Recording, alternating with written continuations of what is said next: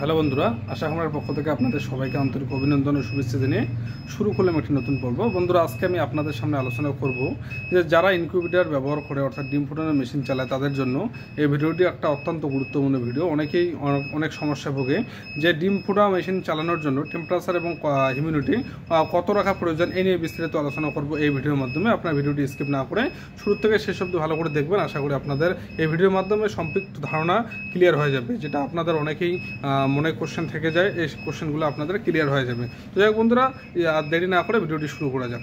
তো বন্ধুরা, এখানে বিষয় হলো এটাই, আপনারা দেখতে পাচ্ছেন যে এটা আমার কিন্তু হ্যাসার এবং এটা কিন্তু সেটার। তো হ্যাসার এবং সেটারের মধ্যে আমরা যে ব্যালেন্সটা করে রাখছি হিউমিডিটি এবং কন্ট্রোলের জন্য, অর্থাৎ টেম্পারেচারের জন্য এবং হিউমিডিটির জন্য, আপনারা দেখতে পাচ্ছেন এটা কিন্তু আমার টেম্পারেচার আমাদের হ্যাচারের জন্য।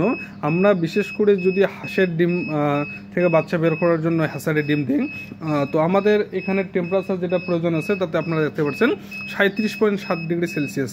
এই তাপমাত্রাটা আমাদের 37.7 ডিগ্রি সেলসিয়াস প্রয়োজন আছে।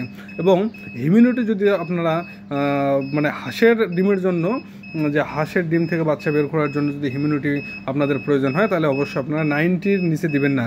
90-র নিচে দিলে কিন্তু আপনাদের অনেকে যে সমস্যাটা ফেস করে, হাঁসের ডিমের মধ্যে বাচ্চা হয়ে যায় কিন্তু সে বাচ্চা বেরোতে না পারায় ডিমটা নষ্ট হয়ে যায় বা বাচ্চাটা বেড়ে হয়ে আসে না বা বাচ্চাটা নষ্ট হয়ে যায়। তো এই রকম সমস্যাগুলো আপনারা অবশ্যই ভালো করে লক্ষ্য রাখবেন যে ডিমের ফোটানোর সময়, অর্থাৎ শেষ 3 থেকে 4 দিন, 24 দিন মোটামুটি আপনাদের যখন স্যাটারে ডিম থাকবে তখন কিন্তু আপনাদের টেম্পারেচার মোটামুটি আপনাদের আমি দেখাচ্ছি যে এটা কিন্তু আমার স্যাটারের ক্ষেত্রে কিন্তু আপনারা দেখতে পাচ্ছেন টেম্পারেচারটা আমরা 37.5 ডিগ্রি সেলসিয়াস দিয়েছি এবং হিউমিডিটি যেটা দিয়েছি 60 করে দিয়েছি 60। তো এখানে হিউমিডিটির জন্য কিন্তু আমাদের প্রয়োজন 60, কারণ এখানে ডিমটা শুধু মানে অক্সিজেনটা ধরে রাখবে বা অক্সিজেনটা ধরে রাখার জন্য কিন্তু এই হিউমিডিটিটা আমাদের প্রয়োজন। 60 হলে যথেষ্ট। হাঁসের জন্য 60 এবং মুরগির জন্য 50 আপনারা অনায়াসে করতে পারেন। এবং টেম্পারেচার 37.5 থেকে 37.6-37.7 পর্যন্ত আপনি দিতে পারেন, কোনো সমস্যা হবে না। কিন্তু যখন আমরা এটা হ্যাসারে দেবো বা হ্যাসিং করতে যাব, তখন কিন্তু আমাদের 37.7 ডিগ্রি সেলসিয়াসই লাগবে। এটা হাঁসের ডিমের জন্য তাপমাত্রাটা এবং মুরগির ডিমের জন্য 37.7 লাগবে। কিন্তু হিউমিডিটিটা মুরগির ডিমের জন্য যদি আপনারা 80 বা 75 থেকে 80 দেন, কোনো সমস্যা হবে না।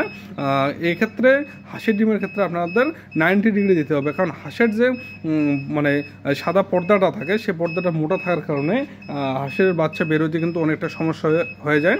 সেই কারণে ডিমের ছালটা পাতলা করার জন্য কিন্তু আপনারা পাতলা বা নরম করার জন্য হিউমিডিটি অবশ্যই 90 করে রাখবেন। তাহলে কিন্তু আপনাদের ডিমের যে ভিতরে যে বাচ্চাটা যেটা আসবে সেটা কিন্তু অনায়াসে বের হবে।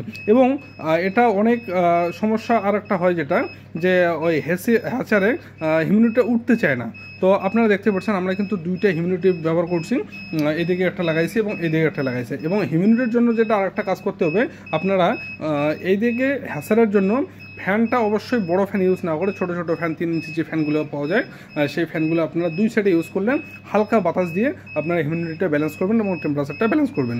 এছাড়া আপনারা মানে এখানে হিউমিডিটি বাড়ানোর জন্য 2টা অবশ্যই ফগার ব্যবহার করবেন। এবং সেন্সরটা আপনারা মাঝে মাঝে চেক করে নেবেন সেন্সরটা ঠিক দেখায় কিনা। সেন্সর ঠিক দেখায় কিনা এটার জন্য আমি পরবর্তী কোনো ভিডিওতে আপনাদের সামনে উপস্থাপন করব।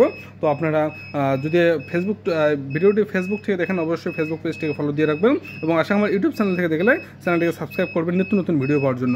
আমরা ডিম ফোটানোর মেশিন থেকে শুরু করে বাচ্চা বোর্ডিংয়ের যাবতীয় বিষয়, যাবতীয় ইনফরমেশন আমাদের আশা আমার ইউটিউব চ্যানেলে বা আমাদের এই পেজটাতে পেয়ে যাবেন। আপনারা আর দেরি না করে অবশ্যই পেজটিকে ফলো দেন এবং আশা আমার ইউটিউব চ্যানেলটিকে সাবস্ক্রাইব করবেন। ধন্যবাদ, ভালো থাকবেন, সুস্থ থাকবেন। দেখা হবে পরবর্তী কোনো নতুন ভিডিওতে। নতুন ভিডিওর আপডেট পেতে অবশ্যই সাবস্ক্রাইব বা ফলো দিয়ে রাখেন। ধন্যবাদ।